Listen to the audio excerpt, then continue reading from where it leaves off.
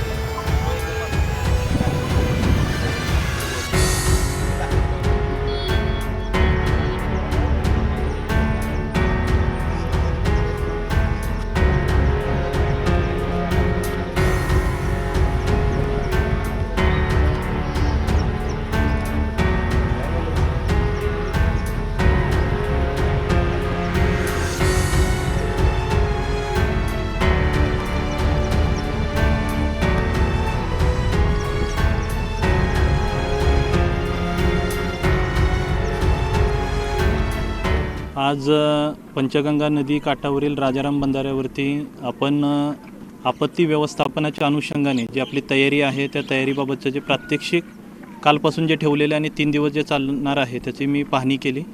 या ठिकाणी वेगवेगळ्या पद्धतीच्या आपत्ती जर घडल्या, जे लोकांना जर बुडताना वाचवायचं असेल किंवा जर बोटीतून लोकांना रेस्क्यू करत असताना काय काय अडचणी येऊ शकतात त्या कशा हँडल केल्या जातील, दुर्दैवाने जर बोट उलटी झाली तरीसुद्धा काय काय परिस्थितीमध्ये ही आपत्ती हँडल करता येईल आणि पाण्याचा फ्लो कसाही असेल तरीसुद्धा बोट कशा पद्धतीने चालवली जाईल या पद्धतीचं प्रात्यक्षिक झालं। हे उद्यासुद्धा हे प्रात्यक्षिक आणि ह्या सर्व तयारीचं काम चालू राहणार आहे।